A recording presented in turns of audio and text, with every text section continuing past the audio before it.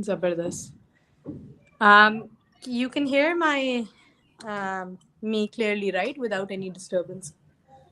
Yes, and I think we are live as well. No. It says live on the top. All right. Good afternoon, ladies and gentlemen. Welcome to yet another episode of the CxO show with me, Anza Saqib.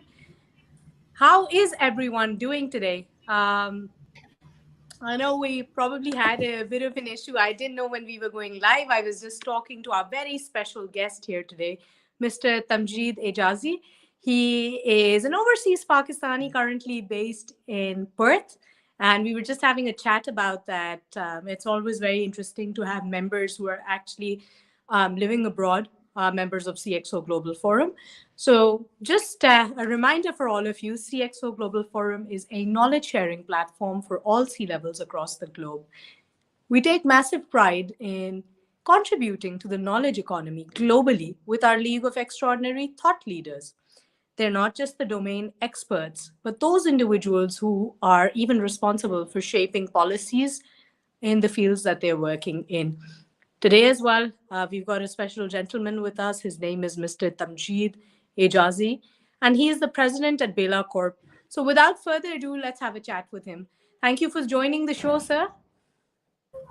Thank you for inviting. Sir, let's start from the beginning of your professional career. Where did it begin, and how did you end up becoming president at Bela Corp? Okay, so my professional career is a bit like everybody else. I graduated from FAST from Karachi, and then I spent a few years working for different organizations. So I worked for Angro Corporation in Karachi. I worked for a couple of other organizations in Dubai. I stayed there for 6 years, and then I Mm-hmm. moved to Australia, working for a big construction group. Mm-hmm. And lately, I would say not many years ago, start of 2020, I started my own business, and that has been going well since then. So yeah, we've been expanding in the last 3 years, and yeah, here we So are. let's talk about the entrepreneur in you. Uh, What does Bela Group exactly do, Bela Corp, and what does your role there entail? So basically, uh, when I moved to Australia, I established a startup with the company that hired me. So we started a company in Pakistan. We hired a few people, and we ran the startup for 6, 7 years. And that was sort of a competitor for what is known as Microsoft Power Platform at the moment. So it was not Oh, there wow. when we started, but yeah, it came later on. So in 2019, I took over that startup 100%, and then we merged with a US company and sold that product to the US company. And after that, I started a 100% owned business by our family and ourselves. And that is basically advising on digital transformation for bigger enterprises. In Australia, there are a lot of processes that are paper-based, manual processes Mhm. that are not, I would say, not very modern. So we identified that gap, and we started building products to resolve those gaps. So my role basically entails mostly the marketing side, sales, business development, and also overseeing the execution and delivery uh, at a high level. So yeah, that just keeps me busy all the time. That's amazing. And mashallah, just being a Pakistani and then going and establishing a whole business to service clients abroad, so that's very inspiring. I couldn't help but notice that you mentioned that you started a startup with the company that you were working with. Not everyone has that kind of luck. What sort of made that happen, mashallah? Just being a part of a company as an employee, usually that's not an offer that comes every day. So, what was so special about the kind of work that you did?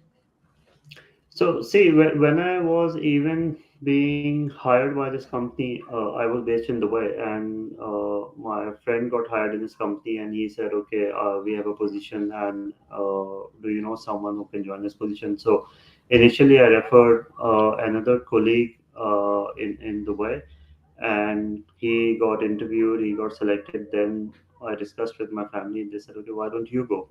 So then I called my friend and said, "Okay, I'm interested in coming." He said, "Okay, that's fine," and they processed my visa. I went to Australia.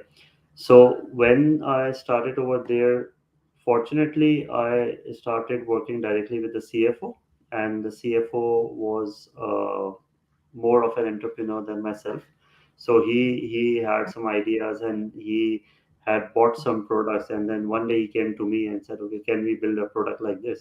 I said, "Yes, why not?" And then Brilliant. he asked me to evaluate different options, and we did some research with Indian companies and Pakistani companies. And in the end, I made a very cost-effective proposal that if we establish our own team in Pakistan, that would save us a lot of money. And because he was a CFO, so anything that is saving money, he said, "Okay, go with that idea." And then that's how we started that company. Sir, if I were to ask you, in the context of Pakistan, let's not talk about South Asia, but just laser focus on Pakistan right now. Do you think we have an enabling environment right now for startups to thrive and flourish? If not, what are some of your recommendations? See, the environment is evolving in the past few years, especially because of the efforts of Jahan Ara and the previous Pasha team, because they kind of laid the foundation for the startup ecosystem. And then I would say there are components that are there that are mature, but our population or our engineers are not mature enough to make full utilization of that ecosystem. And I've been facing that, a lot of other people have been facing that, because there's a lot of ingenuine marketing of what problem they are trying to solve, and it is not really like most of the startups that we have seen, and some of them have failed as well, because they are not Yeah, really solving a local problem or a global problem in the yeah, magnitude they should be solving. So even I would say, when I did my first startup, I was like that as well. But when the reality hits you, and you lose a couple of $1 million, then you understand that, okay, things don't work like this in business. And the same goes for startup. So unless people realize that they need to solve real problems which will generate money for them, and they have evidence for them, they cannot really scale it at a global level. What we really need is that we come up with products that are digital and that can go global. So most of the startups that I've seen in Pakistan involve some sort of physical interaction. Like, for example, you need a bus, you need a bike, you need a car, you need some sort of physical vehicle to generate revenue. Whereas the startups that we see from India or from Israel, they are 100% software based digital startups, the ones that have succeeded. And we have been talking about increasing Pakistan's exports to $5 billion or absolutely. $10 billion. Yeah, and struggling with that. Whereas if you study the model of Israel, they have 10 unicorns, and 10 unicorns means $100 billion. 100 So billion. why focus on a services industry that that grows at a very slow pace? Even from India, we have Zoho CRM and other products that are Yeah, product absolutely. based revenue. Yeah. So what we really need to do is, the startups should focus on solving global problem. They should be software based, and the marketing should be like they should drive the marketing from somewhere like Dubai or Malaysia, because these two places have the capacity or access to a lot of other global markets. So you can Yeah, have your development team, you can have your core team, you can have your legal structure, everything coming back to Pakistan, but you need to think global. And that is the advice I would give to anybody who is thinking to launch a right. startup from Pakistan, and I think that will work. Absolutely. And, this is what I've always been saying: act local, but think global in the context of startups. So act locally, but think globally, because don't just think about indigenous solutions for Pakistan, but also how you can scale it. A lot of times, what we've seen these days, and maybe you can share your opinion as well, is that a lot of fresh graduates in universities as well, everyone wants to become an entrepreneur now, because somehow Yeah. it's like more charming and nobody wants to go through that whole um, corporate struggle or learning, as they say. Even if I take your example, you have had your fair share of employment and learning. Um, how important do you think it is for startup founders to first go through that whole process before finding a startup? See, I would say it is important, but there are two parts to it. One is that you come through the employment part and you work at big organizations like Angro or of that size, and then identify gaps and try to fill in those gaps. That is one way of doing it. The other is that, okay, if you want to be an entrepreneur, okay, it's good. You directly, you can start a business, you can do hit and trial, you can learn from your mistakes. But if you are doing that, if you remain in touch with people in the ecosystem and you are continuously educating yourself, I think that works equally good. So sometimes employment can be a waste of time if it prolongs for too long, and then you will lose the dynamics of doing business or the energy of doing business, because what the energy that you have at 25 or 30 or 35 you won't really have it at 40. And Yeah. so there's a fair mix of balance and experience, I mean experience and innovation that you have to balance. I've seen both cases: people who have worked in companies for 15 years and then they started the business and they were successful, and people who started the business right after graduation but they kept themselves updated and interacted with the right people and the right community. They have been successful as well. So it works both ways.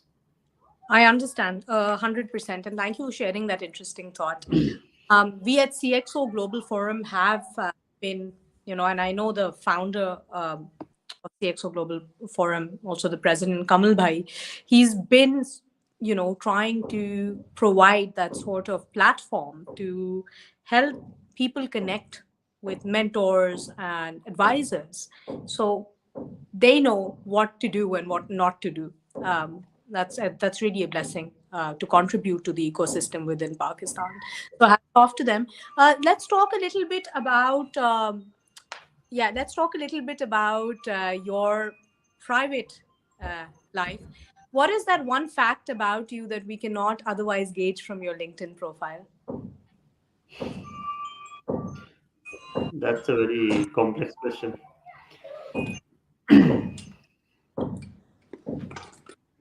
Um, Go ahead. So, any facts about yourself? No, I mean, I what I am is visible from my LinkedIn profile, Facebook profile, and all my public presence. And Yeah. from a personal point of view, I had Hobbies, been. any hobbies, any interesting fact about you, any personal key area of interest, any CSR activity that you engage in, a cause Yeah, close to so so I mean, people know me as mostly a software person, but one thing most probably a lot of people don't know that I studied filmmaking from New York Film Oh, Academy. wow. Yeah, and I have an interest in writing scripts and reviewing scripts, and I have a few articles published in a couple of newspapers as well. So that has been my hobby in the past, but now I have more time, so I'm trying to read more and learn more and sort of get into, I wouldn't say public speaking, but sort of advisory and mentoring role. I'm reading a lot these days. Yeah. That's amazing. So, ladies and gentlemen, those of you that are interested, maybe Mr. Tamjid can in the future share one of his scripts or perhaps a documentary with us exclusively for the audience of CxO Global Forum. Sir, thank you so much. It's been an honor and a privilege. Please keep contributing to the knowledge economy. Before I let you go, I have one last question to ask you. What do you think is the utility of forums like CxO Global? See, it is really important to network with the right people, and if platforms like CxO Global Forum are providing the opportunity to network with the decision makers or people who are driving business across the globe, that's really valuable, and it's more what is your social network worth than the material wealth that you have. So things are changing across the globe, and I think if you have a good network, if you have a good learning platform, that really helps everyone. All right. Thank you so much, Mr. Tamjid, and we'll see you very soon, inshallah. No worries. Thank you so much.